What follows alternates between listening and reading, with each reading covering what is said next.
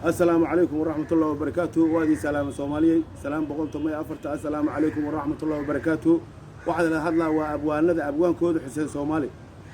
وحياة بدو كود هذا الله وما ركتي يعني وحنا وقفت ونحن رب أرنت أرن ربه صح واي ما دام ما ركتي صوماليا هدول كودين أو مدحويني البدن إيو ما ركتي إيو تذكر لقيت السنة أي صومرين أو نكستو ما ركتي هدول كودين مقعيس عن قري كرين إنما الإنجليز أقول إنما أقول لهين إنما وحب أقول بقوله يعني هدي مدح لقديكو صومالي ده أنا نقول نكستو صومالي أما ناك قبل كستو صومالي أما غفر صومالي مواطنة هذا قراء عميس كسارة نقول بلا وحو صار على الملك ودوني كي واحد ما يسكود الحرين هدول كودين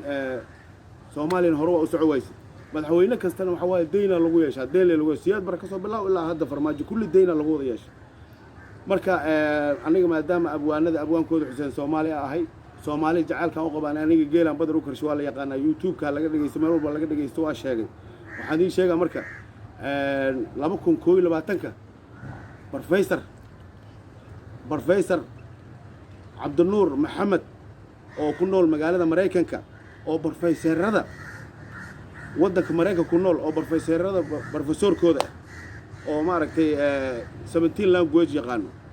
oo maaragtay professorada wax baraawo ma sha Allah Soomaali markii saddex loo dhigo Soomaali saddex markii loo dhigo laba dhig macaawin oo soo jiray waa la yaqaanaa ninkaas waa nin xawaadla waa Soomaali oo ma sha Allah diintana si fiican u yaqaanaa midda maadigana si fiican u yaqaanaa ma sha Allah waa Soomaali ninka hadda 2022 ninka farmaajo badala oo kursiga kala wareegi rabo xilka ka tirtana oo ninkaas dawladda guud professorkaas waa professor هذول كودين عبدالنور محمد أو كنا المجالات المريكانكا أو بروفيسور بوحول جابو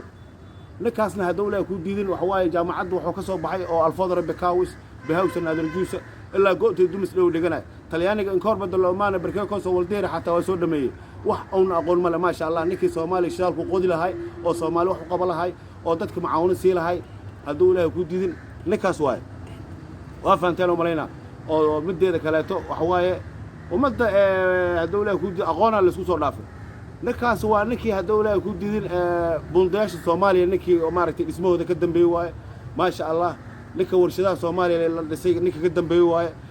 waliba hadda wuxuu yiri xataa deemaha Soomaaliya lagu leeyahay anaba si dhiiba yiri inta madaxweyne noqon wax kale iska dhaaf waxa ii sheegay mideeda kaleeto xataa ninkaas sida uu noo ballan qaaday oo Soomaaliya uu sheegay inuu dawladda ku diidin oo maaragtay dadka aqoonta ee dadka masaakiinta ee dadka tabaalaysan inuu wax u qaban doono insha Allah dawla yira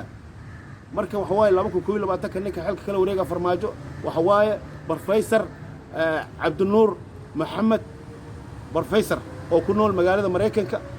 wadanka Mareykanka ku nool waasaf mideeda kaleeto hadda